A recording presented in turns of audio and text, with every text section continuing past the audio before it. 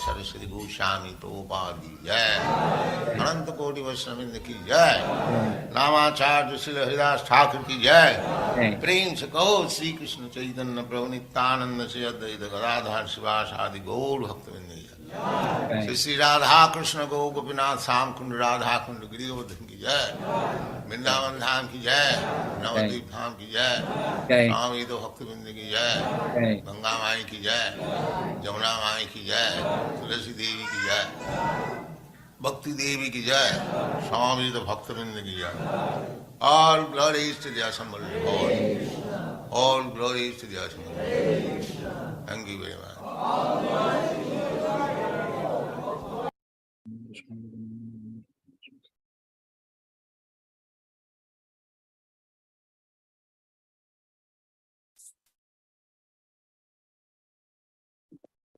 Hare Krishna, dear devotees, please accept my humble obeisances. All glories to Jagat Guru Srila Prabhupada, all glories to Gurudev, and all glories to you all. And all glories to His great Pradyumna Prabhu. Hare Krishna. Hare Krishna, Prabhu. Thank you for being here once again. We're always glad to have your association. Happy to be here. You're very much welcome. We're having snow in our area here today, so it's kind of quiet and cold day. Yeah. Yeah. So I don't think I'm going to speak much. I'll just press on the screen and then you take it over from here. Will I be able to share screen? Yes, I'll give you the rights. Yeah. All right.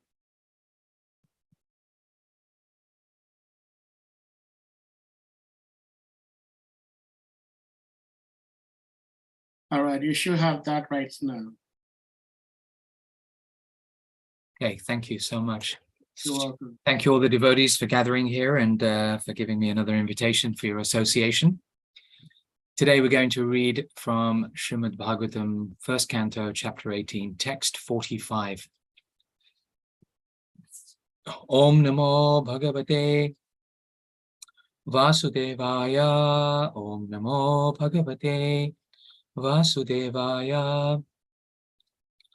Om Namo Bhagavate Vasudevaya. So I'll read through the verse and then we'll read the purport.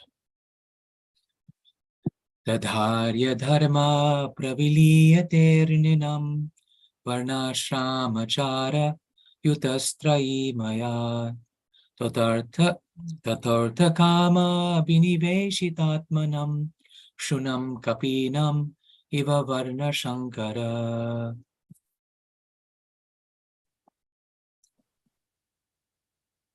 Word for word, tada, at that time, Arya, progressive civilization, dharma, engagement, praviliyate, is systematically vanquished, nirnam, of humankind, varna, caste, ashrama, orders of society, achara yutaha, composed in a good manner, trayimaya, in terms of the Vedic injunction, tataha, thereafter, artha, economic development, kama abhiniveshita, fully absorbed in sense gratification, atmanam, of men, shunam, like dogs, kapinam, like monkeys, eva, thus, varna shankara, unwanted population.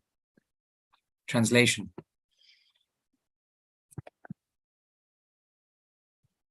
At that time, the people in general will fall systematically from the path of a progressive civilization in respect to the qualitative engagements of the castes and the orders of society and the Vedic injunctions. Thus, they will be more attracted to economic development for sense gratification, and as a result, there will be an unwanted population on the level of dogs and monkeys. Purport by Srila Prabhupada. It is foretold herein that in the absence of a monarchical regime, the general mass of people will be an unwanted population like dogs and monkeys. As the monkeys are too sexually inclined and dogs are shameless in sexual intercourse, the general mass of population born of illegitimate connection will systematically go astray from the Vedic way of good manners and qualitative engagements in the castes and orders of life. The Vedic way of life is the progressive march of the civilization of the Aryans. The Aryans are progressive in Vedic civilization. The Vedic civilization's destination is to go back to Godhead, back home, where there is no birth, no death, no old age, and no disease. The Vedas direct everyone not to remain in the darkness of the material world, but to go towards the light of the spiritual kingdom, far beyond the material sky. The qualitative caste system and the orders of life are scientifically planned by the Lord and his representatives, the great rishis. The perfect way of life gives all sorts of instruction in things good, both material and spiritual. The Vedic way of life does not allow any man to be like monkeys and dogs. A degraded civilization of sense gratification and economic development is the byproduct of a godless or kingless government of the people, by the people, and for the people. The people should not, therefore, begrudge the poor administrations they themselves elect.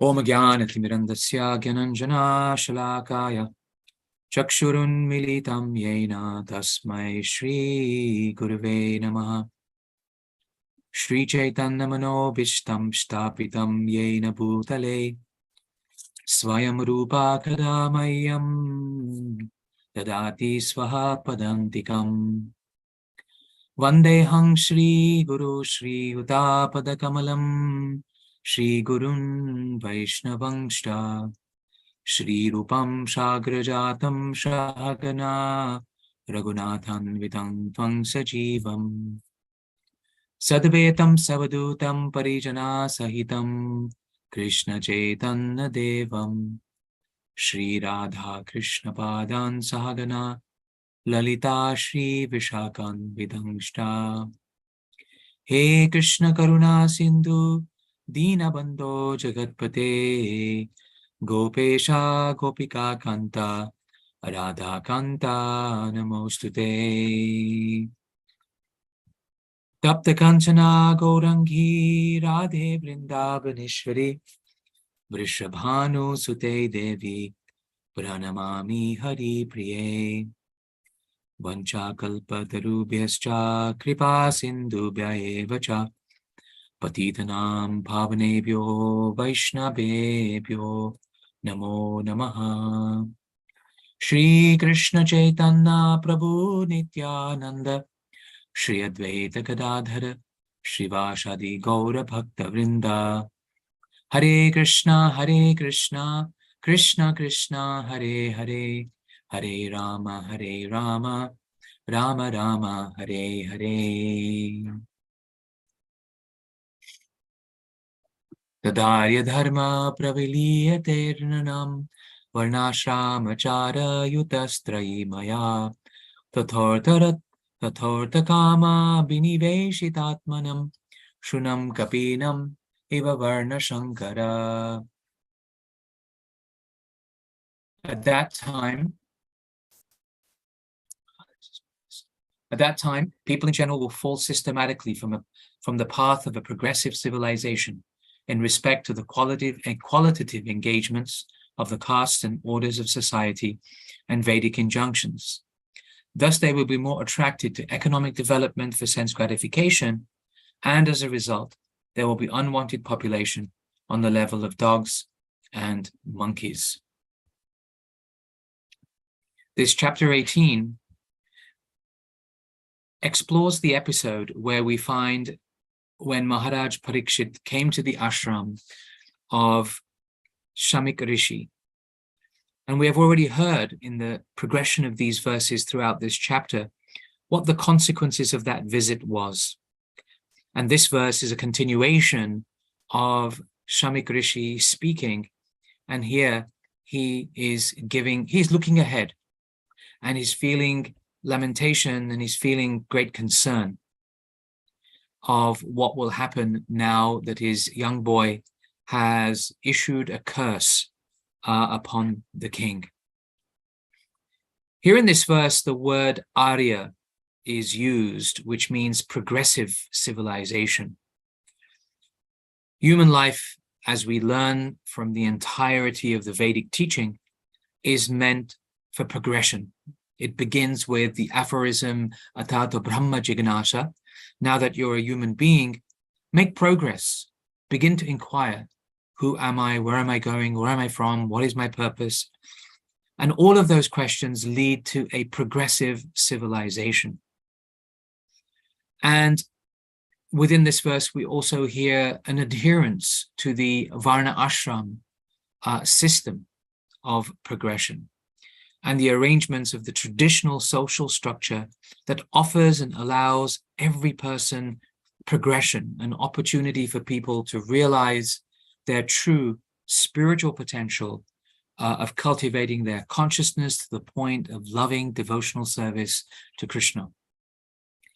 However, in this verse, as I said, the Rishi is foretelling a very dreadful situation. He is actually lamenting that the protector of this progressive society has now been doomed to death. Under the protection of Parikshit, society was Arya, society was Varnashrama. But now, the doomed curse to a doomed death, that progressive society is also doomed to its death. Now the Rishi expresses words that this is actually a big disaster.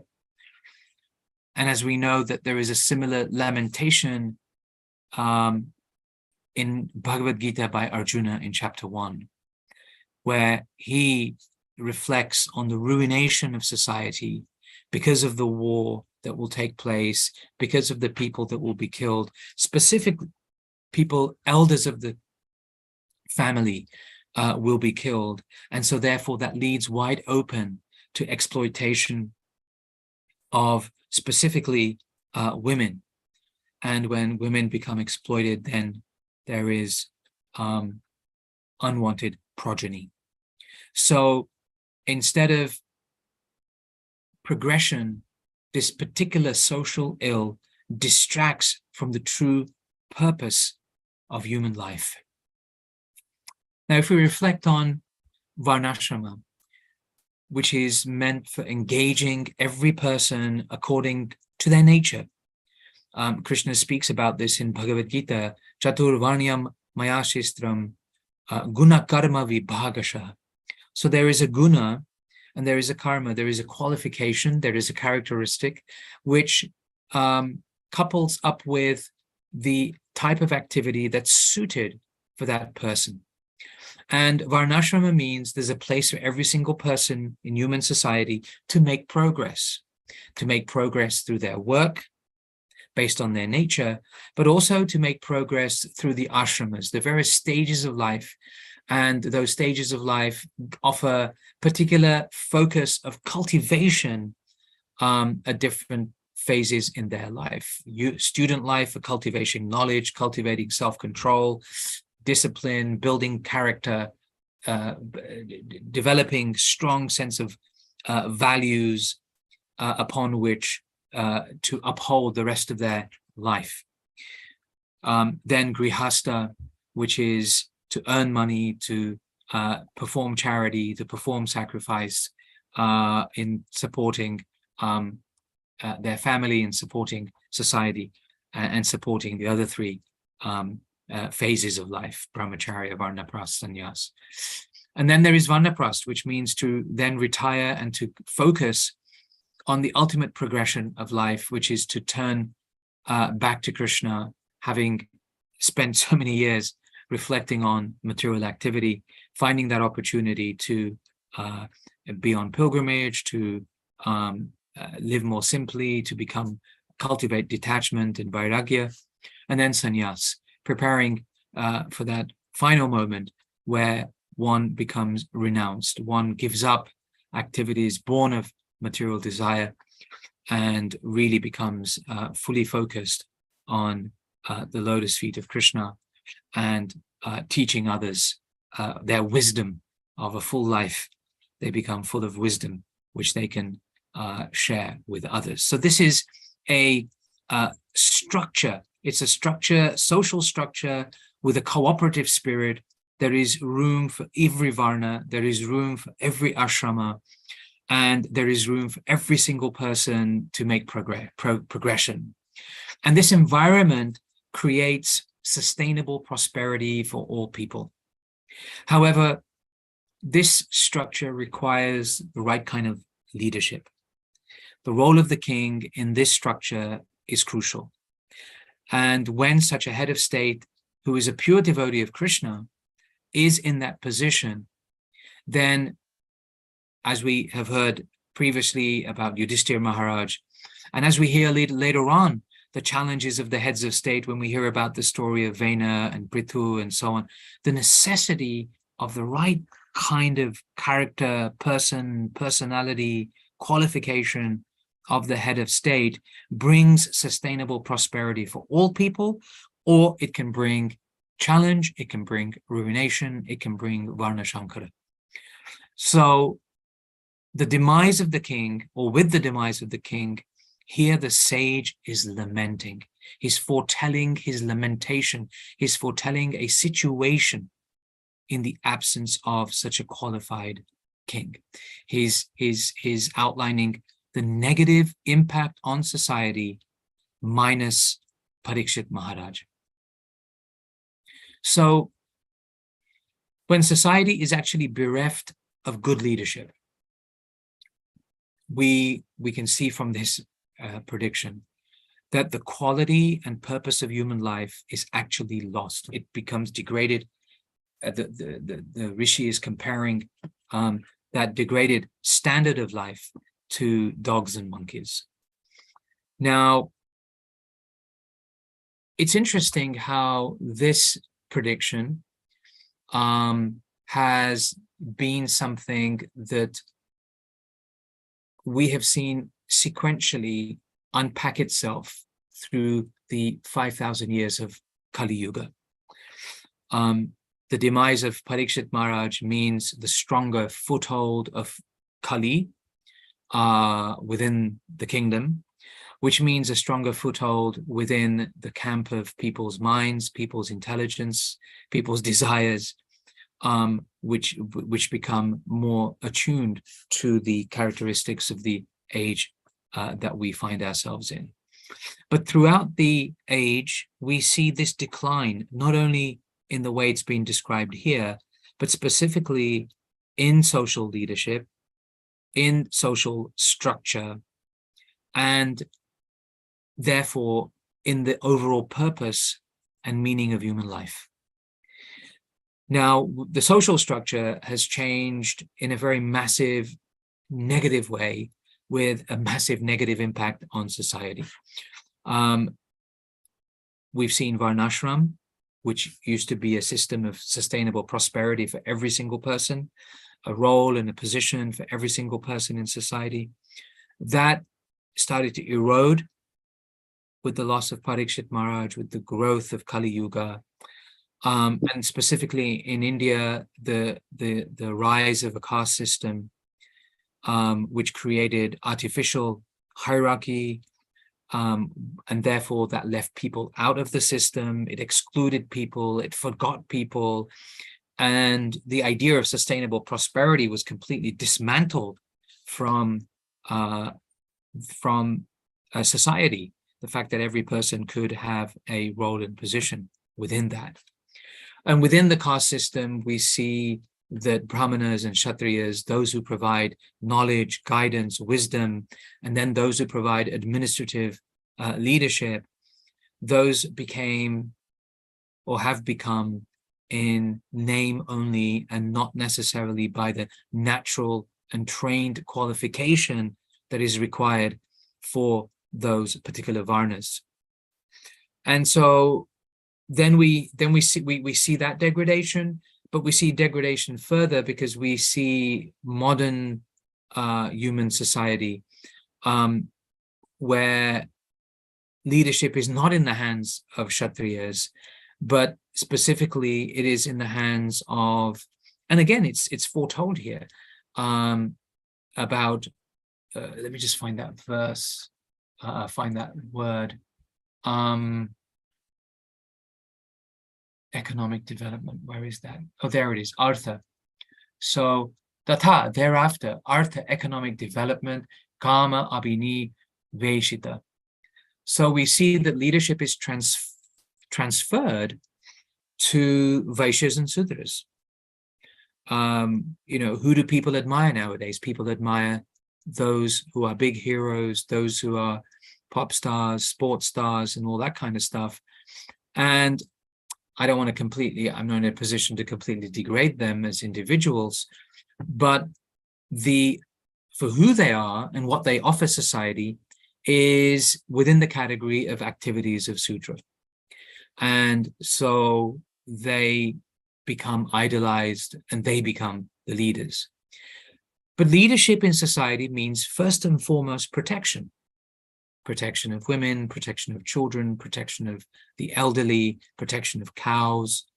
And with qualified brahmanas working and counseling those leaders, it creates a very favorable Brahminical culture. Unpacking that or dismantling that leadership, transferring it to Vaishya and Sudra, we see then the dismantling of a Brahminical culture. The voice of brahmanas is silenced or diminished in so many different ways. And therefore, we see a rise of a religion. And instead of the focus being on progression of human life, connection with the Supreme Lord, the progression of human life is then determined and defined by money, economic growth, economic development, and sense gratification. So the measure of progression is how much money people make. And that influences education systems, that influences so many kind of social systems and structures and activities and ways of behavior. The focus is, what kind of job will I have? How much will it pay me? What standard of living will it offer me? That becomes the focus. And then that leads to the complete erosion of having a spiritual focus within society. So this is a very powerful visualization by the Rishi about what will happen now that King Parikshit, the most qualified of emperors, who is protecting, preserving this Vedic culture, Brahminical culture within society. Everyone had a place and a role. Now that he's gone, it means a decline. This phrase, kama abhinivesita, fully absorbed in sense gratification. Kama, we know, is the enemy of human society. And this Krishna speaks in chapter 3 of Bhagavad Gita. Kama esha, krodha esha, raja guno, from mode of passion. Raja guno samudbhava, mahashano mahapapma. It is a great sin. It is Vidyena Vedinam, Vedinam, the enemy. So Arjuna had asked, what is it that impels people to act in such a way that is as if by force? So the greatest force, the greatest enemy, lust only, Krishna says, born from this mode of passion. And the more we go for it, the less we become satisfied by it, the more we become angry for it. Krishna says, Raja Guna Samudbhava, Kama Esha Krodha Esha, this anger is another symptom of attempting sense gratification. We become more angry, and out of anger, then further destruction, unfortunately, takes place. So this karma is the most sinful enemy of the living being. It's devouring, all devouring, Krishna says. So when we think about lust, we can think about it in the context of this verse, uncontrolled sexual behavior, which leads to unwanted population. Lust can also mean control. Lust can also mean self-centeredness. Lust can also mean it's about my interests before anybody else's interests. And when you have that kind of mindset at play within society, that too leads to further destruction. It removes the idea of cooperation. It creates an environment of unhealthy competition instead, because people are after their own kind of satisfaction. People are exploiting the limited resources of society, and it becomes a very challenging environment. So spiritual leadership, as of the king Maharaj Parikshit, when we have spiritual leadership in society, and we have to remember that Maharaj Parikshit, the grandson of Arjuna, Yudhishthira Maharaj, the entire battle that took place was to remove people like Duryodhana, because they were not a representative of spiritual leadership. And so therefore there was irregulation in society. By installing Maharaj Parikshit, and then Maharaj Parikshit installing Parikshit Maharaj, Yudhishthira Maharaj installing Parikshit Maharaj, that continuation, or Krishna's desire to see, even Bhishmadev's desire to see someone qualified like Yudhishthira Maharaj in that position, was because society would be offered spiritual leadership. Now, when Krishna says, Dharma Sanstapanarthaya, that I appear to establish Dharma, then how does he do that? He does that through the agency of dharmic people like Yudhishthira Maharaj, Parikshit Maharaj, because that upholding of Dharma is very much dependent on the environment created by spiritual leadership. So spiritual leadership in society helps people to appreciate human life, regulate their activities, regulate their sense gratification, and make progress towards a spiritual goal. If the leader is focused on a spiritual goal, then the followers will also naturally be influenced to follow a spiritual goal. If the leaders are without good character and they don't really have a spiritual goal that they're going to be following, then society is going to be influenced by that. Krishna says, yad yad acharati shrestha. So whatever actions those people of responsibility and position and leadership perform, then common people will simply emulate or kind of see that as the standard of behavior. So it's a crucial point. It's a very crucial point here that the Rishi is lamenting over, the loss of the king, the doomed death. He's very concerned that he makes this prediction of the state of society in the absence of the king. And this is an eventuality that is, and if we think about it, it's only 7 days away. You know, he's speaking this immediately after realizing that Shringi had created the curse. 7 days. And so now thinking about the next 7 days and beyond, the Rishi comes up with such a powerful, negative, challenging prediction upon society. what to speak of the demise of the Brahminical nature of compassion and tolerance and those beautiful qualities that Brahmanas hold. So the cursing of Shringi is the demise of Brahminical standard. The cursing of Parikshit and his death in 7 days is the demise of good Kshatriya spiritual leadership. And he kind of sees this and is full of regret and full of lamentation. So we hear this very deep emotional response from the sage here. I'll pause here and see if there are any reflections, any comments, any questions that we may have, any discussion around any of these points. At that time, the people in general will fall systematically from the path of progressive civilization in respect to the qualitative engagements of castes and the orders of society and the Vedic injunctions. Thus, they will be more attracted to economic development for sense gratification, and as a result, there will be an unwanted population on the level of dogs and monkeys. Hare Krishna. Hare Krishna. Thank you so much, Prabhuji. Wow.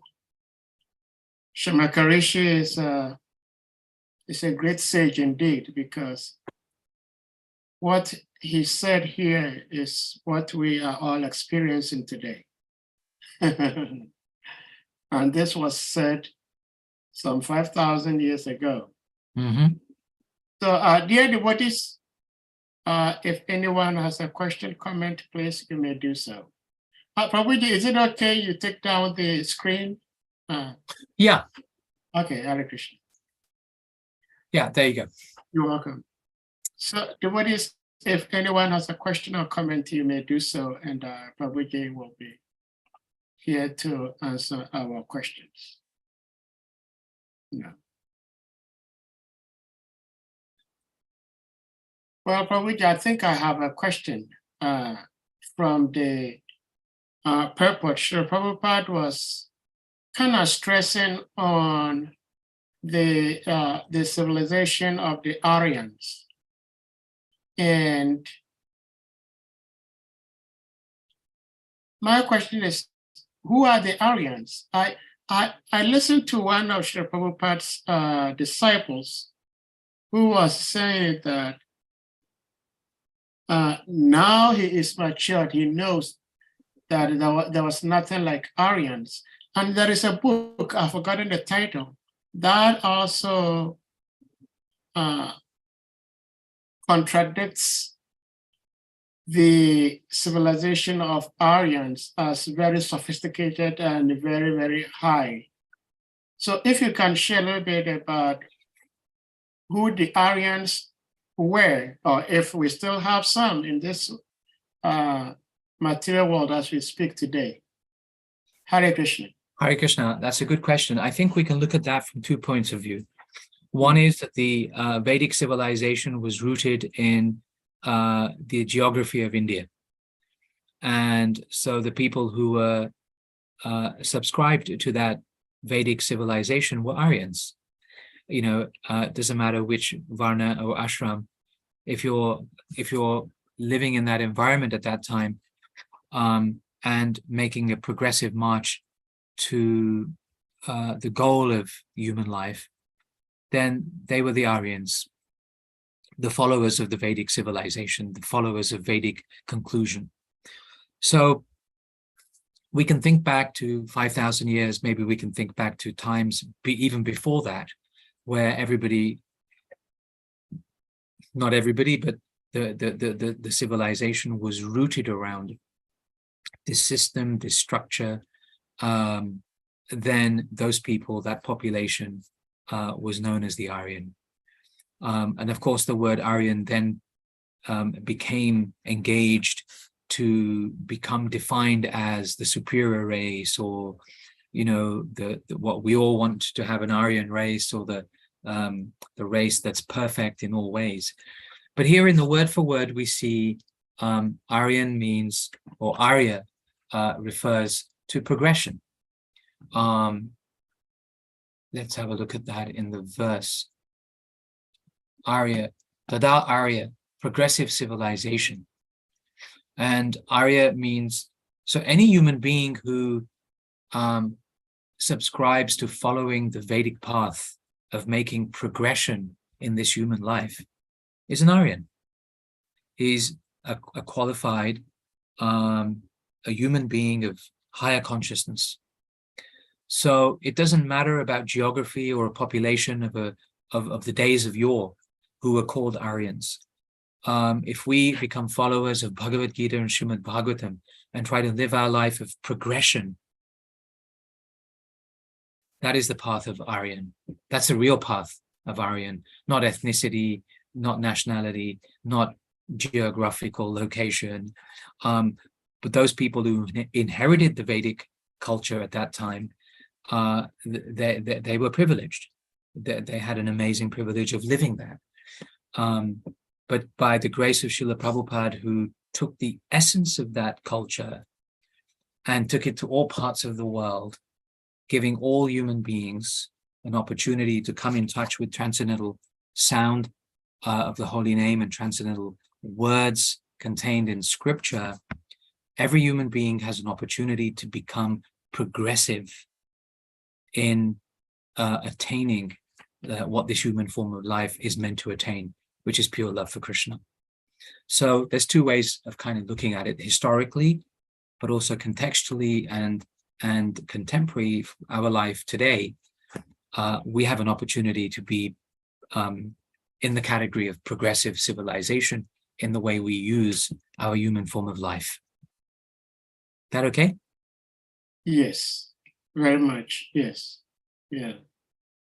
Mitravinda Devi, please you may unmute. But thank you so much for the answer, Prabhuji.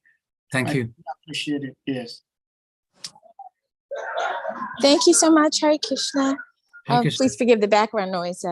Everybody's happy and jolly here at the office. Great. Yes. So this Aryan meaning anyone who's on the forward path to progression.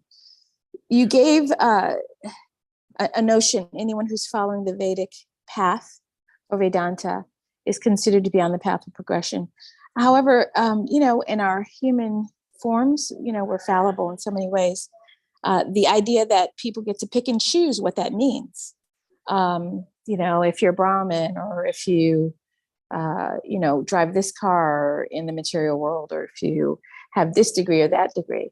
But would progression also include these aspects of self-care, self-help, really doing your own work internally for those who have struggles with emotional maturity, spiritual maturity, the ability to have empathy for others, caring and concern, which should automatically be, from what I understand of what I've heard in Shastra, it's a tenet of who we should be as devotees. I know myself, I'm fallible, but Lord Chaitanya's example of compassion and care is something that I think we all strive for. However, I know in Shikshastakam, we have these instructions, but on a daily basis, just checking in and making sure that we are actually being compassionate with each other. And then our mission is actually to be compassionate with all living entities by spreading Krishna consciousness. But also, how can we go deeper by, showing these examples that equate to connection? Thank you. That's a lovely reflection. I think a lot of the answers in your question and the way you've described so many of those characteristics and qualities. You see, we don't want to get hung up with this word Arya or Aryan. Our standard of progression in human life is the standard taught by Sri Chaitanya Mahaprabhu, and how he brings to life the teachings of Krishna in Bhagavad Gita and the teachings of Srimad Bhagavatam. So our standard of progression is spiritual progression. I'm a servant of Krishna. My life is to be dedicated to him, to develop love for him, engage in devotional service, bring others to this very joyous and progressive path, free people by bringing them onto this path from the pangs of material misery, give access to spiritual wisdom, spiritual practice, spiritual food, spiritual community, give access to all of those facets that come from Sri Chaitanya Mahaprabhu, then people can feel the relief of this material world. So some of the kind of interactive aspects that you spoke about, showing compassion, showing empathy. One of my favorite verses in Bhagavad Gita is this one, in chapter 6, text 32. Atmapomyena sarvatra samam pasyati so Arjuna shukam va yadi va dukham sa yogi paramo mataha. Now, this is a beautiful definition of empathy that Krishna gives. Here's the translation. He is a perfect yogi who, by comparison to his own self, sees the true equality of all beings in both their happiness and their distress, O Arjuna.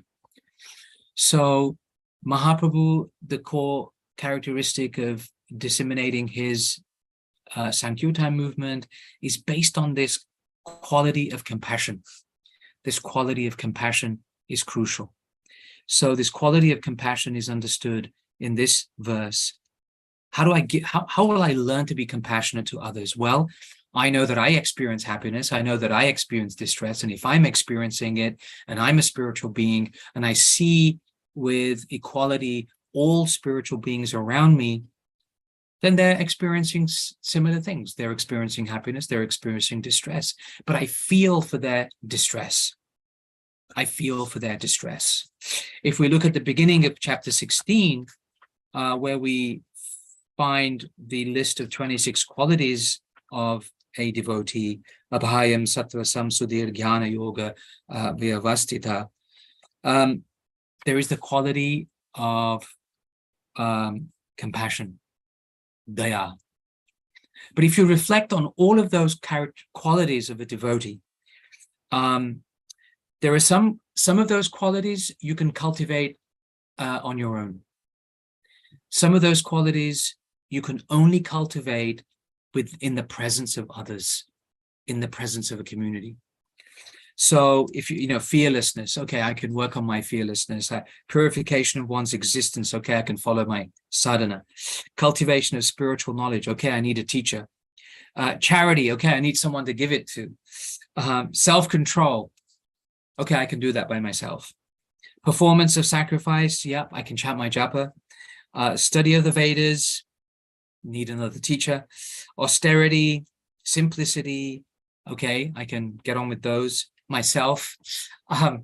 Non-violence, well, I can think about non-violence to myself, but actually non-violence means how I treat other people. Truthfulness, freedom from anger, renunciation, tranquility, aversion to fault finding. Well, I can find faults with myself, but that won't last long because I think I'm a great guy.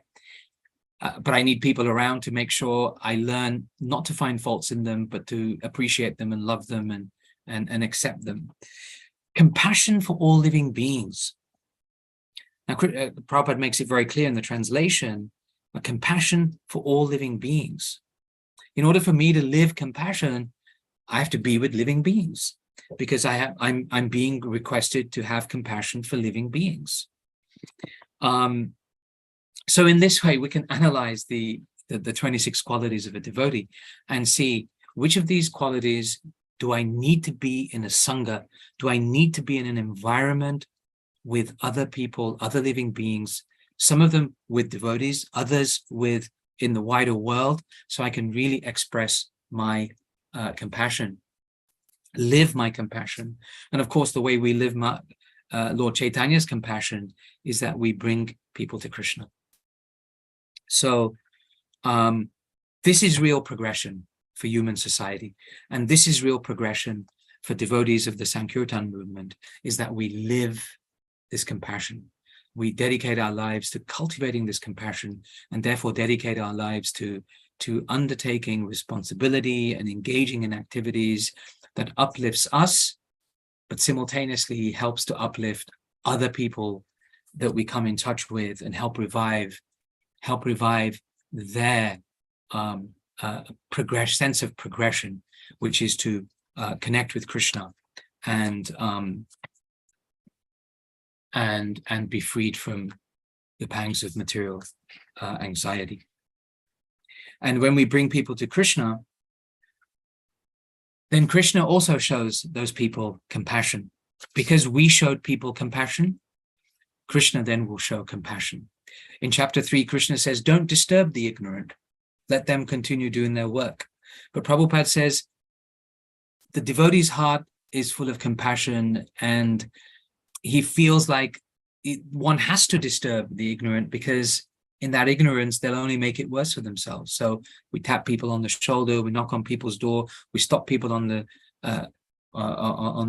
in the shopping precincts, and we kind of say, I wish to intercept your life right now with this transcendental knowledge, because it will uplift you from your current status in life. So even though Krishna says that in chapter 3, we know that Krishna at the end of Bhagavad Gita says, there's no servant more dear to me than he who teaches and takes this message of Bhagavad Gita to others. So when we bring somebody to Krishna, when that person begins to now develop an affection and attraction for Krishna, and begins to give their heart to Krishna, begins to associate in the Sangha of devotees, and becomes enlightened in hearing about and glorifying Krishna, then Krishna reciprocates with that person by giving intelligence to that person. And then in chapter 10, text 11, we hear Krishna will say, Tesham evanukampartham. And anukampa is a very special form of compassion that only Krishna can give, and only Krishna can give to the living entity. But he only gives that when the living entity turns towards Krishna, and the living entity can only turn towards Krishna when the devotee has tapped them on the shoulder and said, hey, please turn towards Krishna. Here's something that will help you. Here's a process, here's a method, here's a teaching. And when that person turns to Krishna because of our endeavor, Krishna turns to that person with the most valuable sense of compassion and mercy, and removes the ignorance from within their heart to bring them closer. So we work together. We build a determination to serve the Sankirtan Yagya. And when by our endeavor and Krishna's arrangement, people come and become devotees, then Krishna makes that path for that person even more progressive. So that is our sense of progression. We are practitioners of the Sankirtan Yagya. The Yagya is to live in compassion. Is that okay? Well, I think it is. Thank you so much, Prabhuji. Some few days ago, we had, a few days ago, we had one amazing devotee speak on this platform.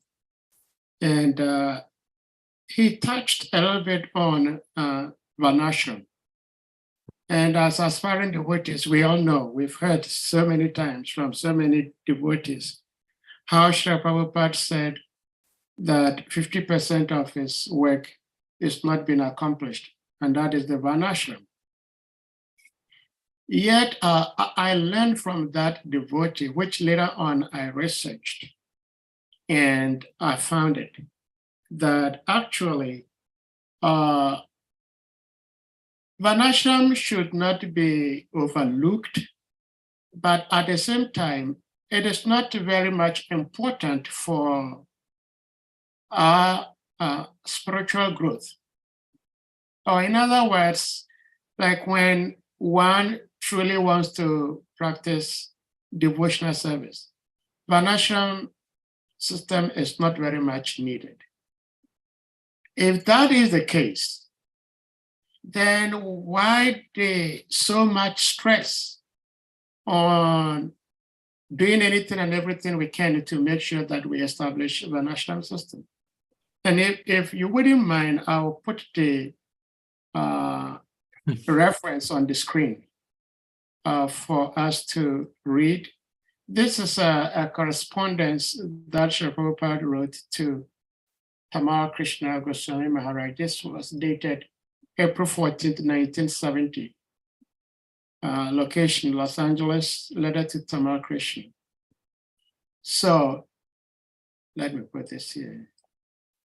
It says, Sri Chaitanya Mahaprabhu did not give much importance to the Vedic system of Varnashram, which is very important for mundane people, because Krishna consciousness is above everything. So any suitable position in the order of our life is good if it is utilized for Krishna's service. So Srila Prabhupada is speaking here that the Varnashram system is very important for mundane people. Well, we can agree that we are mundane, but we've taken up Krishna consciousness. And so since we've taken up Krishna consciousness, wouldn't it be wise to stress more on Krishna consciousness as opposed to stressing more on Varnashram system? I'm not trying to discourage or say that the devotees should not pursue Varnashram system. I'm just talking about the emphasis. So if you can shed some light on this, Prabhuji. Hare Krishna.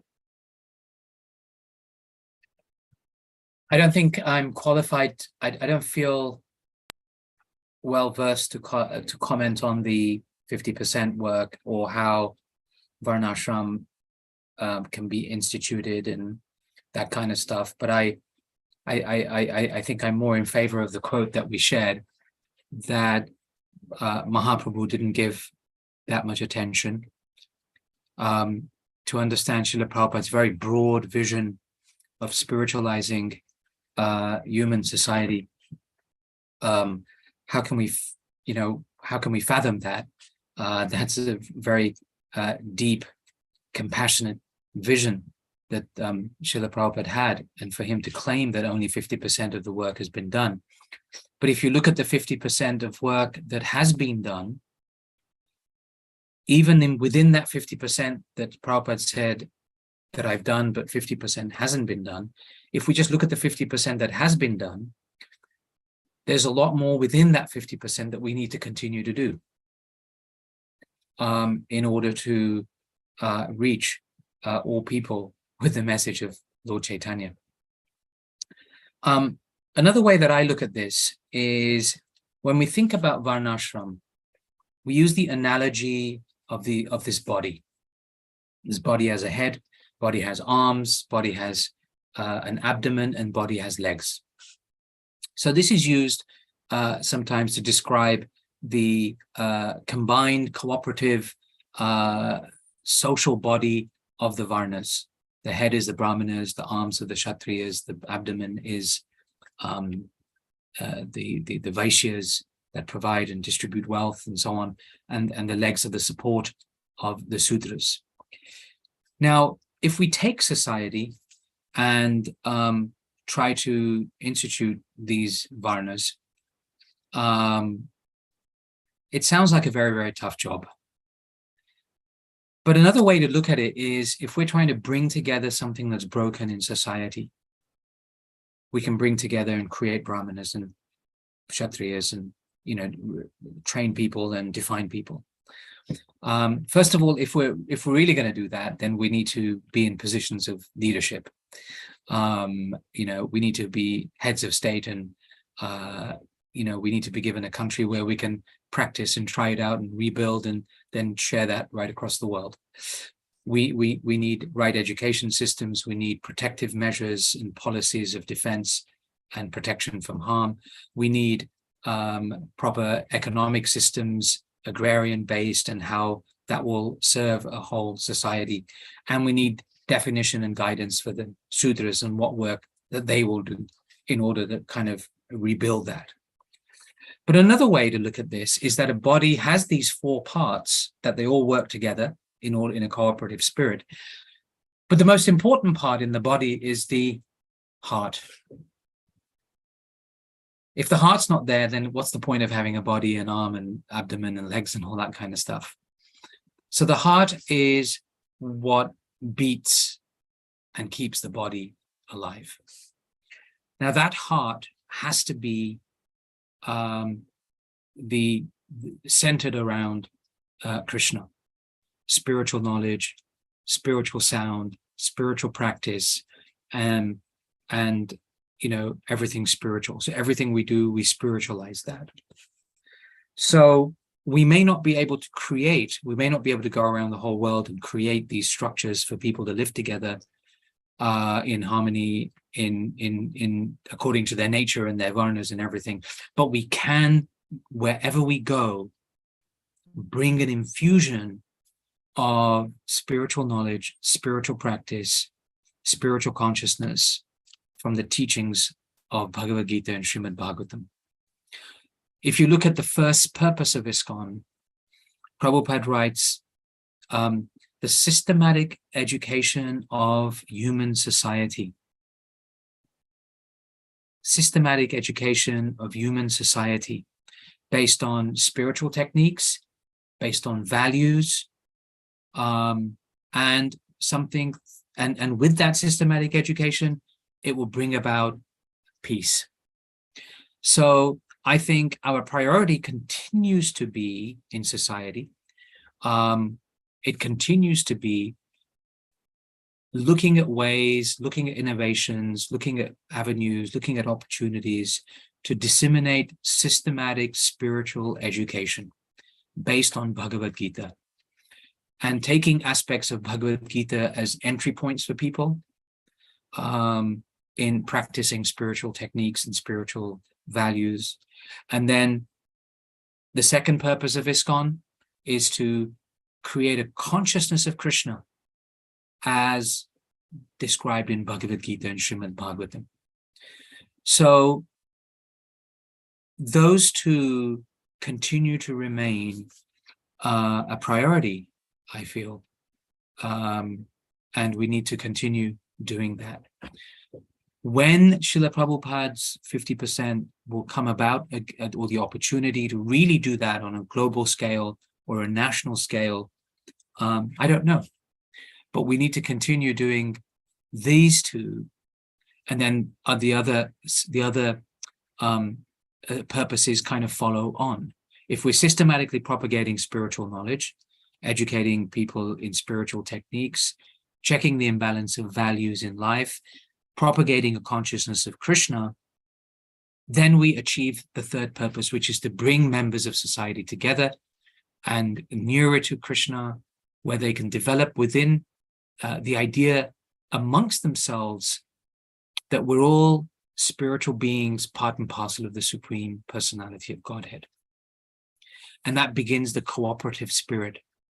It doesn't matter who you are, where you are, what work you do, you're connected to Krishna.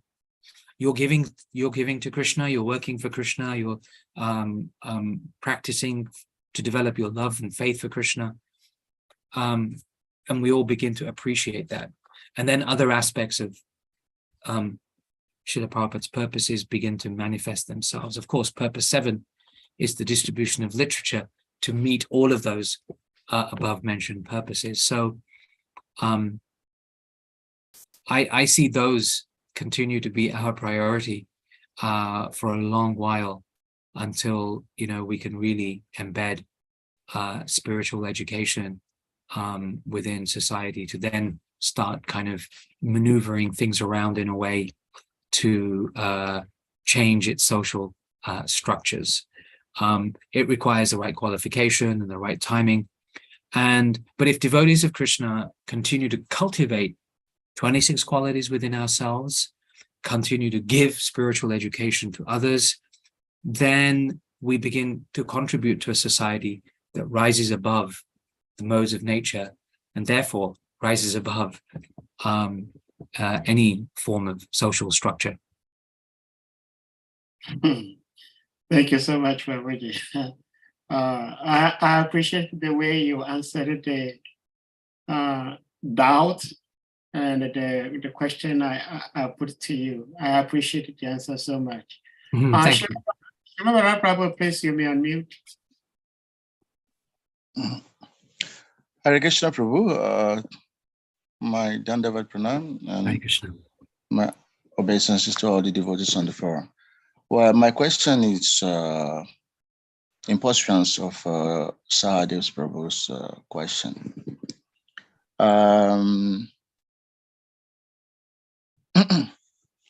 I think that the question of an ashram and its implementation is actually a kind of choice for our leaders or the leaders in Krishna consciousness today to decide in what scope they want to make Krishna consciousness relevant. In what scope? Well, there are two scopes as it is. There is the monastic life, which is like very easy, what Prabhupada left behind. But then the taking it to the other level, which is making it inclusive for societies. That's also another level. They have to decide that, but it is not a question of whether we can do without it. No, Prabhupada has a vision, and his vision is, according to the scriptures, is what is necessary for the corporate society at large to become Krishna conscious. And that is very, very clear. It is not ambiguous. Now, there are another thing you said. It seems very rare to be able to provide all the necessary conditions for Varnashram, and you stated them all. But there's nothing new under the sky. There's nothing new under the sun. There are examples of Varnashram system in existence in other culture. The caliphate system that Prophet Muhammad established is very much like Varnashram. But the principles in Krishna consciousness probably may be higher, but then the system in itself, the caliphate system, resembles exactly like Varnashram. And then we also have the Amish, and we have other groups that have been able to establish their own community and make the principles work within their own community. So we don't necessarily think that we have to focus on the whole world to make Varnashram work. We have to focus on our own world, the world of Hare Krishnas. We should have a model. And Prabhupada started that by saying, start a farm community. And within that farm community, then we're going to have the examples of what the model of what Varnashram is supposed to be. This is what we have failed. This is where the vision that we're missing out today. And there's no way that we can really have any impact on the society at large without us having a system that exemplifies how our principles and our philosophy works. Otherwise, we will forever remain at the edge. That's my point of view. Thank you.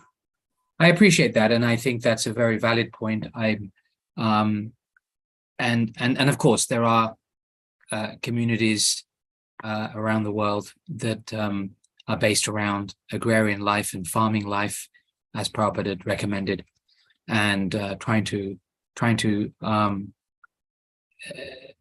bring together features of that, and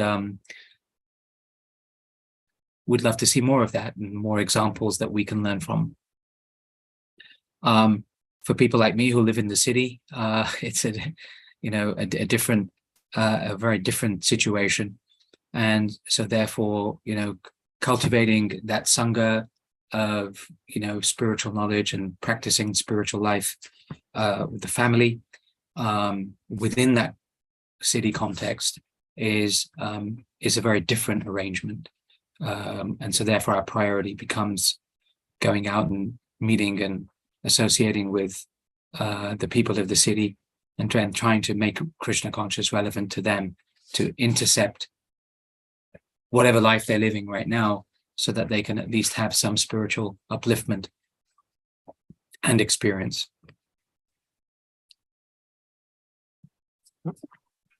Hare Krishna, thank you so much, His Grace. Prabhu. In fact, I think you spoke a little bit of my mind, because as we were talking about Varnashram, I was thinking about what we as an organization can do on our own. And I was thinking about the smallest country on earth, that is the Vatican. And they have their own country. We may not be as rich and influential to have our own country with our own currency and things like that, with our own constitutions. But I think we can replicate something like that by what we were referencing to, like the Amish people, the way they live their lives. Yeah. If we start, it may appear to be very little, small, insignificant in the beginning, but eventually there will be an impact. If we're able to start it in our own small scale, trying to live what Srila Prabhupada has taught us, and Prabhuji, like you were saying, everybody serving according to their natures. I think, like Prabhu was saying, that if we do this farm work, people will come to us to learn from us. And I remember my Guru Devakata Swami Maharaj was in the process of doing that in Gita Nagari. Mm-hmm. And so I think it's never late. It's never late to do the right thing. But thank you so much. There is a comment in the chat room. If you wouldn't mind, I would like to read it. It's a very nice registration of appreciation from Mitravinda Devi. Hare Krishna. Thank you so much, Prabhu. This is such divine, compassionate, and elevated knowledge and communication. Thank you, Prabhu, for not just reading, but also energetically creating space for understanding, empathy, sadhana, attentiveness, and realization in service and action. Hare Krishna. Thank you. That's appreciation. Thank you so much. Thank you, Mitra. Anyone else with any question or comment, please? Oh, Hare Chakra Prabhu, please, you may unmute. Yeah, Hare Krishna. Hare Krishna. Yeah, Prabhu, thank you very much for the class and the answers to the questions. I don't even know if mine is a question also, but it's to buttress what Baraha Prabhu was saying, that we know this Sankirtan movement that we have. Like, we go out, we distribute books, we try to show some sort of compassion to the outer world. We give them books, we preach to them. Sometimes you preach so nicely, and somebody will ask you, wow, so is what you are telling me, is it actually practical? Is it feasible? Then you have to let the person know it's feasible. So I'm thinking that what Vara Prabhu is saying is, if we have like a model, in a very small way, a model of the Varnashram, it can be in a very remote area of the country, very secluded place. And after you preach to somebody, if the person says, is this feasible? You say, come, I'll show you the practical aspect of it. Then we can bring the person to where we live out, how the thing is being implemented. And the person, when he comes into that environment and experience it, then that influence, I think, will carry more weight than we just preaching to the person and let go. So I'm thinking, if we are able to create, in a very small way, this Varnashram system in our own little places. Like, if we have places like Gita Nagari, we have all these community farms, and it should be something small. And if we have such a model, then the model, we can be pointing fingers to the model. When we go out there and preach, we go to the cities, we preach, and people say, oh, I want to have a serene place, to have the peace of mind to meditate. And I say, okay, come, we have a model for you. We have a place for you. Then we bring them in. And if they come and they truly experience the love and everything that is going on in that environment, I guess it's going to have a tremendous effect. Because nowadays we can preach to people.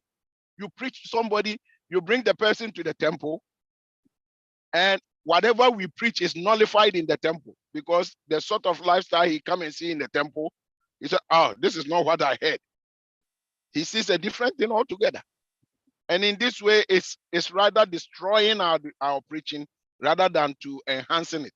So I think if we have such models that is actually working, then it will going to help our preaching a lot. And it will really help us to also distribute the compassion of Lord Chaitanya Mahaprabhu very profusely in this world. So, but Prabhu, what do you think about that?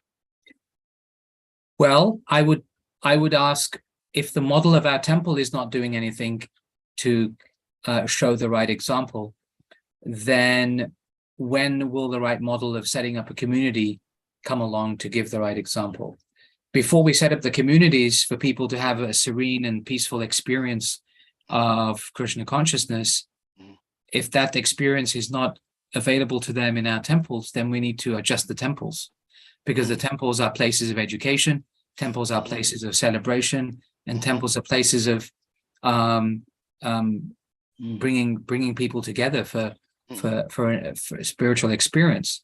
So if you're saying that by bringing them to the temple, they're not getting that experience, then we need to change the experience that they get when they come to the temple, because our temples are embassies for this spiritual education, and that's where they should be getting their first experience of what it means to be. And even before the temple, we are the immediate example of what it means to live Krishna consciousness. So they should be, if they want to see an example, then hopefully they can see that within us, and therefore accept our invitation to see others who are living Krishna consciousness. And then comes the wider community. So yes, we can set up communities where this is working and people can have a great experience. But if we have to work correctly what's already set up within our Sankirtan movement, and make that work for people before we set up other things in hope that it will work for people. Yeah. But perfectly, and maybe I didn't express myself properly. What I'm saying is that, you see, in the initial stages, like when Prabhupada was there, if you look at videos and whatever, like Prabhupada in the initial stages would just go out and start chanting. And when all these hippies started coming close to him, they actually felt some deep love from Prabhupada. And anytime they come close to Prabhupada and they feel that deep love, automatically they want to live, they want to stay, they want to be part of it. And I quite remember, even though I've not been in this movement for that long, but I quite remember in our early stages, we just go out and dance, Harinam, we just chant and dance. Sometimes scorching sun, we are in the scorching sun, and we are jumping up and down, jumping and so happy. We were so happy doing what we were doing. And by the time we leave that Harinam place and come, people will be following us to the temple. They will come with us to the temple. And when they come, the same thing continues. Like early morning, Mangrati, the Ketan is heavy. Everybody is, after that, Prashadam. After that, we are going on book distribution. I mean, the thing, it bounded us together. And any visitor who comes, sooner or later wants to be part of it, wants to stay. He doesn't want to go back. But it looks to me personally, as if that bonding that was there before, now you don't see it. Even in our little setups in the temple, you don't see it. Like previously, somebody comes to the temple for the first time. Any devotee who sees a visitor approaches the visitor, Hare Krishna, how are you? I mean, now we go to some temples. Well, that I'm talking about my personal observation, and even for someone to even offer obeisance to each other. It's difficult to find it out. So we have to address the culture of the Yeah. temple, really. We have to Yeah, address I the think culture, and we have to kind of make the changes, because that's our duty. Our duty is to make the right changes, to create the right impression, and to connect in the right way with people so that they are inspired, we are inspired, and we can fulfill our duties and responsibilities for Mahaprabhu's movement. So hopefully, wherever you're situated, local devotees can come together and reflect on the experience and decide how we're going to change that. Yeah, if I can come in, can I? Yeah, sure. Yeah. So what I pick up from what Arishaka Prabhu was saying is what I said earlier about, the monastic setup, and now the society is taking another form. We're becoming big congregation, and the interaction, it's no longer like the monastic setup where brahmacharis living together in the temple and the bond that he was talking about. Now ISKCON has gone beyond that stage. We're in another stage where now we're having families and bigger society. And now from this bigger stage, there is a dichotomy because the transition is not going so smoothly, maybe because Prabhupada is no longer physically present. The transition between the monastic system that Prabhupada started and the congregational society devotees that we're having today, there is a transition which is not going so smoothly. And some people are exiting ISKCON because of that, because they're finding that certain things are not correlated.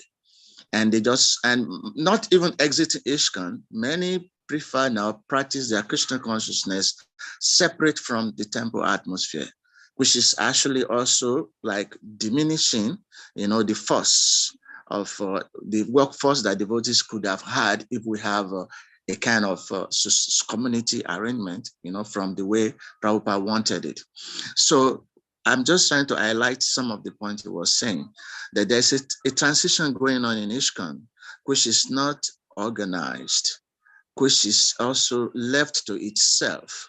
And there's no systematic way of making it to blossom into, a real vision that, Prabhupada had, or that even the leaders today would want.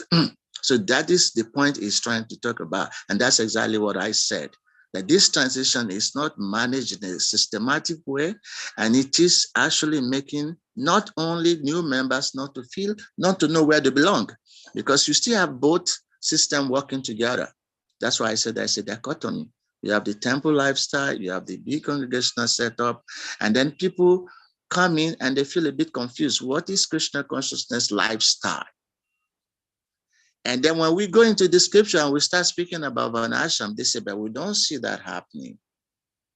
You get the point? So I think it is necessary that we have such leaders that like it's been mentioned, like you rightly mentioned in your class, that we have such leaders, expert leaders, who know how to conduct the society in the right direction. This is what is lacking. And that's what he is also trying to say. Okay, Prabhu.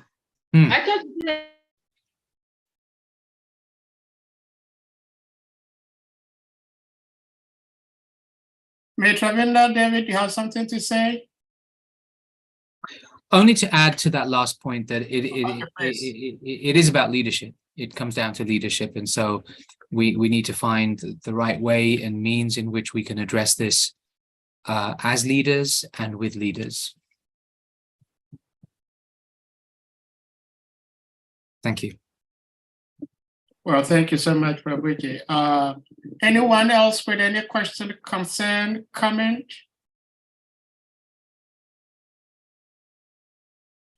Prabhuji, if I may put the verse you discussed with us today on the screen, I have a question from the text. Is that the text? I think the purport. Yeah, sure. Okay. Let me see here. Okay, it's from the purport. Okay, here. That is the second sentence. As the monkeys are too sexually inclined and dogs are shameless in sexual intercourse, the general mass of population born of illegitimate connection will systematically go astray from the Vedic way of good manners and qualitative engagements in the castes and orders of life. Now, my question is this illegitimate?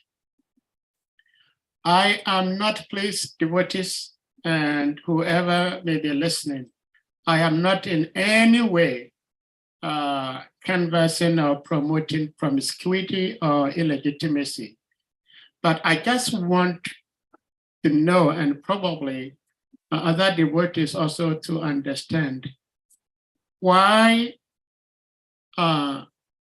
children born through illegitimate connection will be the cause of disaster in this age, as explained in this purport. When we look back in our scriptures, we know of Karna, who is actually a son to Mother Kunti, but he was considered illegitimate. Vidura, very intelligent, outstanding devotee, he was considered illegitimate. But Vidura, considered illegitimate, was actually the very person who saved the Kuru dynasty. So what brings about the energy, the destructive energy of illegitimate children to destroy the world? There's been studies done in our modern days as to how different children grow and live and contribute to society's well-being. And it's been found out that children who are brought up by single parents, or if the other spouse was like maybe a wife beater, then that child grows up to become a destruction, or like it doesn't contribute to the positivity of society. But there hasn't been any study of children born as a result of illegitimate connection destroying society. If you can shed some light on this. Well, first of all, excuse me, like I said, I'm not in any way encouraging connection. Please. Yeah, right. I understand that. Well, first of all, Prabhupada doesn't say that they destroy society. Prabhupada says born of illegitimate connection will systematically go astray from the Vedic way of good manners and qualitative engagements in caste and orders of life. So they go astray from the progressive idea of Varna Ashram, working according to one's nature, living according to a particular phase in one's life. They go astray from that structure. We know from our personal experience that there are many people in this world who are not part of any Vedic structure or system, who may not even have been part of Garbhadan Samskar for their birth, and so on and so on and so on. But they are well-mannered. Yeah. You know, they have good intelligence, they have good charitable. So we know that that's an experience that we have within this world. So first of all, Prabhupada doesn't say here that they will be the cause of destruction, within that situation. The challenge we have with this word illegitimate is that it's driven primarily out of sense gratification. Earlier we spoke about lust, and lust can mean both the sexual appetite, but also it can mean a whole variety of other things. So when that sexual appetite is primarily for enjoyment, then there are all sorts of consequences to that purpose of enjoyment. One of the consequences could be, not seeing through the birth of the child, because we're not ready for it, and so the birth of the child is terminated.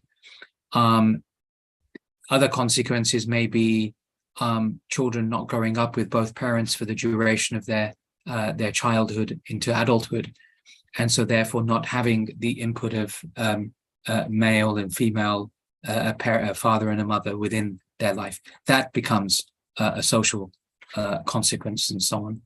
So there are different there's different levels of impact when it comes to lust and sense enjoyment and just personal satisfaction. And one of the areas of consideration here is seeing through that with a sense of responsibility. And that is probably the most important part of the conversation when we speak about children, when we speak about parenting, when we speak about education. It's that feeling and follow through of responsibility. And therefore for devotees, there are some scars we pray to invite a living being for whom we can take responsibility, for whom we can nurture, for whom we can bring to Krishna, in the context of enjoying. I enjoy this world, but with the responsibility that the person that I, through my sexual conduct, the person I bring to this world is a person that I serve, is a person that I raise, is the person that I nurture and bring Krishna to. So that is the difference within this. Prabhupada makes a very blanket statement. However, we know from social interaction that not all the illegitimate children are demons and so on and so on. They're innocent people and good people. But the principle that Prabhupada is highlighting here is the principle of a departure from Vedic perspective, which is a departure from responsibility and a departure from progression of life, which means controlling lust, controlling anger, controlling greed, as part of our human nature and human purpose. I hope that helps. Oh, yeah, so much. It does. It certainly does. Thank you so much, Prabhuji, for the explanation. So devotees, if anyone has a question or comment, please, you may do so. Let me see here. See, Prabhuji, usually when Srila Prabhupada speaks, there is so much depth and so many facets to one sentence that Srila Prabhupada may speak. And it's always helpful when you have different people with different realizations and experiences and knowledge sharing what Srila Prabhupada has said. So if you wouldn't mind, I would want you to help to surgically dissect a little bit of what Srila Prabhupada has said in this particular text in the purport. And again, I'll put the purport on the screen. While you do that, let me just say, you gave the example of Karna and Vidura. Yes. Karna was the son of the sun god, and Vidura was Yamaraj. Yes. So there's no way that they were. I mean, Karna was completely influenced. Yes.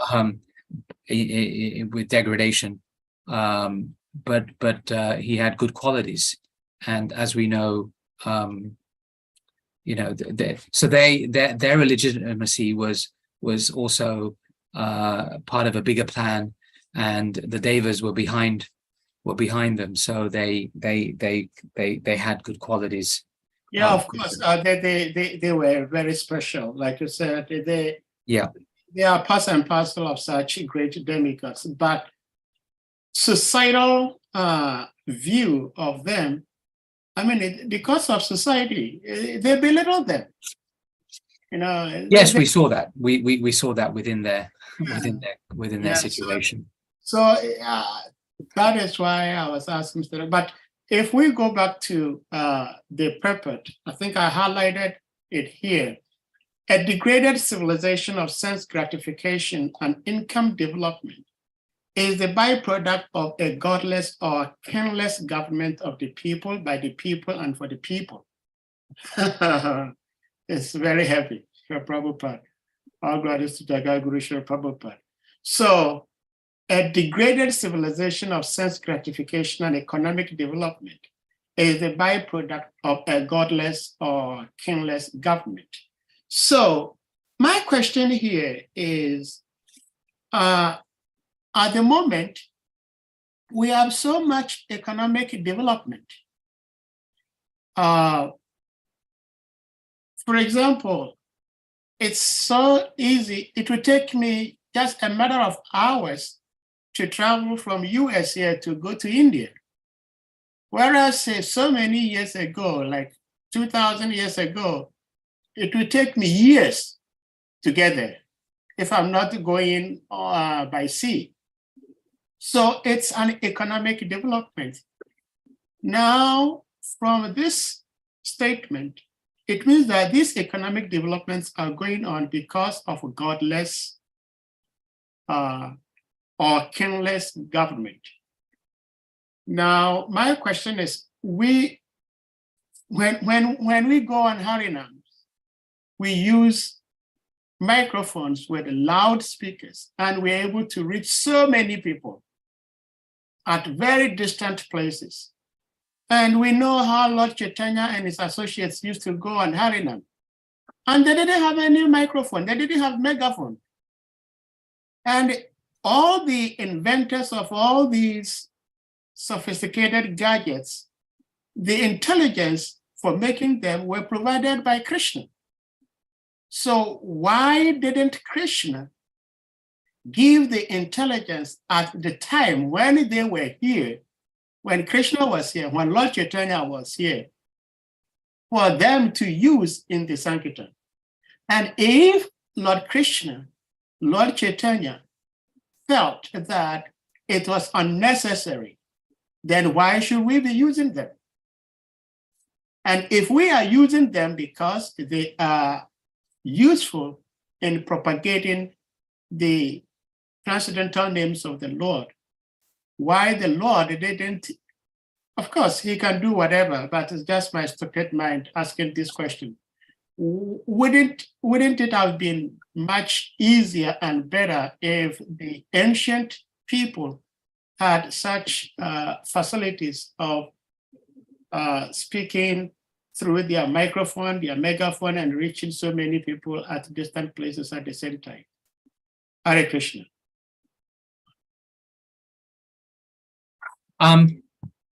Very interesting. First of all, let me just find that myself. A degraded civilization of sense gratification and economic development.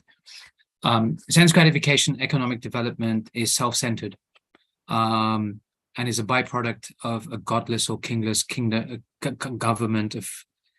So a godless government means God is not at the center of that, which means the leader is not, the purpose of that leadership is not to take people back to God, back to Krishna, but to create opportunities for sense gratification and economic development. That's why governments are led with economic policy, and though they have to provide health and education and defense and other things, it's pretty much going to be judged on its economic performance and its GDP and a whole bunch of stuff like that.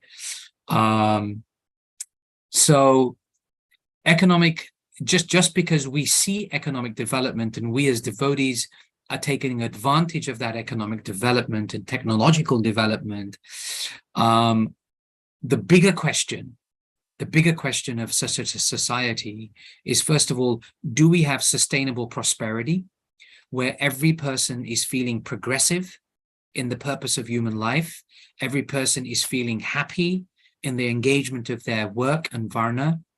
And the answer is no. You know, we know so many wealthy people, rich people in society, but as well as people we've got to know. And you ask them questions, are you content? Are you happy? And the answer is no. I'm working with somebody who's struggling with mental health, but they have so much money. So this shows that there's something to be said about a God-centered government and God-centered life, that it brings a certain contentment, fulfillment, in order for us to experience the purpose of human life.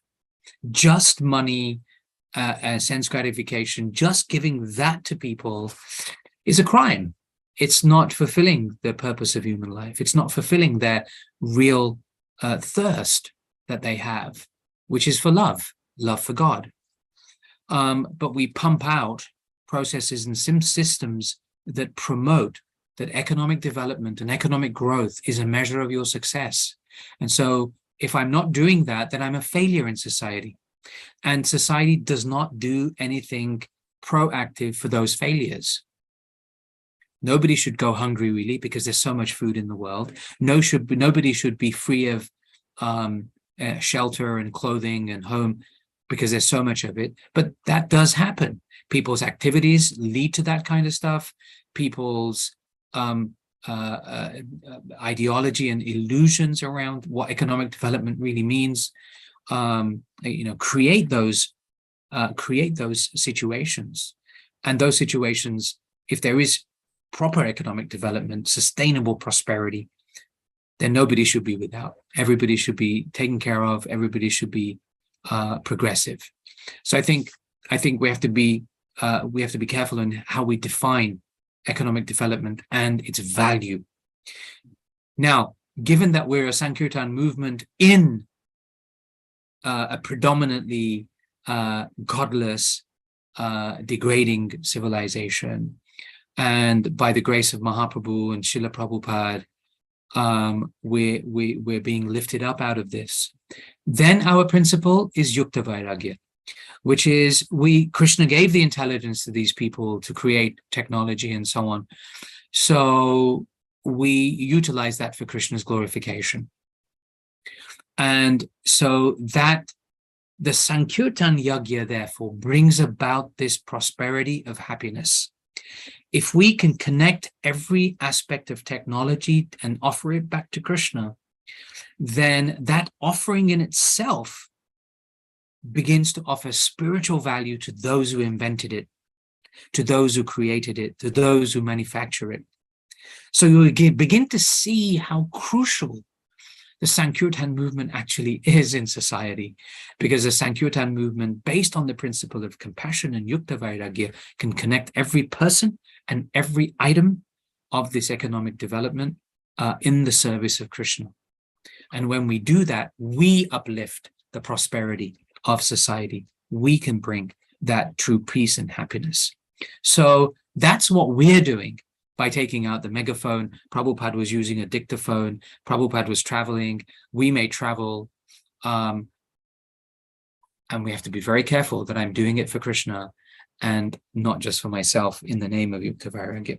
So that's one perspective of how we can contribute within this, of how we engage items. I mean, we're sitting with a computer, we're reading Bhagavatam through this screen, and that gives value to those people who created it. But also for us, we have to learn to give gratitude to the items of this world created by people, by their endeavors and so on. It's okay for me to say, today I gave Bhagavatam class. Yeah, but how did I give Bhagavatam class? I have a Dell computer, I have electricity, I have Zoom, I have Veda base. All of those ingredients came together that allowed me to give Bhagavatam class. Do I offer those gratitude to Veda base? Yes. Gratitude to Dell? Yes. Gratitude to Zoom? Yes. Because their creation allowed me to bring it all together and offer it back to Krishna as a service in the Sangha of devotees. So when we make an offering to Krishna, even food, we offer bhoga to Krishna. Within that offering prayer, we can offer gratitude to all the people who manufactured it, farmed it, transported it, and all that, all the ingredients, all the material elements that have come together to bring on my plate some fruit and vegetables.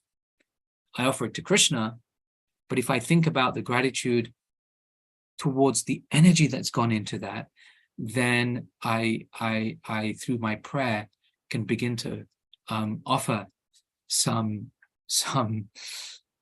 benefit to the people who have been so busy with this economic development. So this is how crucial yajna is, sacrifice, when we connect things to Krishna. Now, with regards to Krishna giving intelligence at the time when Mahaprabhu appeared, and why there wasn't a megaphone and that kind of Chaitanya Mahaprabhu didn't need that. His voice was louder than the clapping of thunder clouds. Yeah. So he didn't need and we see by the result, he went up and down, right from east of India all the way down south and back again, and made devotees just by his singing. And he went into a jungle and sang, and the animals became devotees. So Mahaprabhu's voice was far greater than our modern day megaphone and sound system and so on. His voice is deep, his voice is loud, his voice is far superior to even the thunder that's louder than anything we know. Thank you so much, Prabhuji, for that, because in this age, just by talking, you lose your voice, so oh, thank you so much, Prabhuji. So I think I don't know if devotees does any devotee have any question or comment before we let Prabhu go? Prabhuji, we can't thank you enough. Thank you so much. Thank you so much. Oh, it's my pleasure. Thank you. Thank you all so much. Let's see. Mitravinda is saying yes. Understanding, compassion, and appreciation, full circle as an aspect of devotion is spiritual. Yes.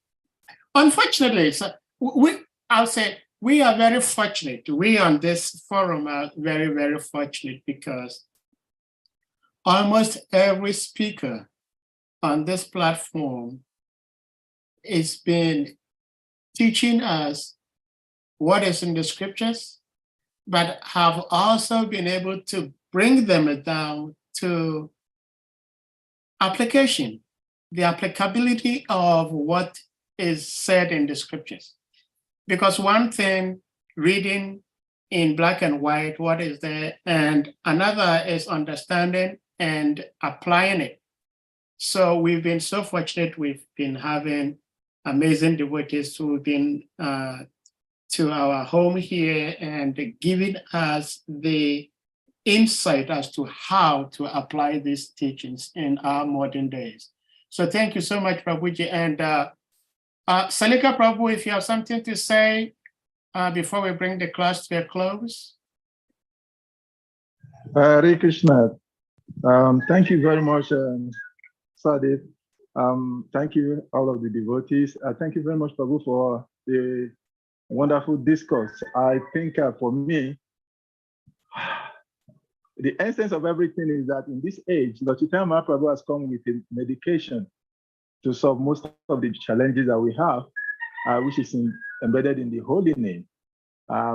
It's the age of fault and quarrel and hypocrisy with all of the negative vibes. So the essence is to do whatever is possible as much as it accelerates. And I think you referenced that almost like about 3-4 times in your responses to the question that the important thing is to see what accelerates our level of devotion to Krishna. And that is my take home from this class. Thank you very much for the Thank you. lecture. Hare Krishna. Thank you very much. Hare Krishna, Prabhu. Progressive. So, dear devotees, we're going to humbly request you all to kindly unmute, and then we chant the loudest Hare Krishna Maha Mantra to express our appreciation to His great Pradyumna Prabhu, the divine son of Shri Krishna himself. Hare Krishna, Hare Krishna, Hare Krishna, Krishna, Krishna, Krishna Hare Krishna, Hare, Hare Hare, Hare Rama, Hare Rama, Hare Rama, Hare Rama Hare. Rama, Hare Hare. Tarudyas Jai, Kripa Sindhu Deva,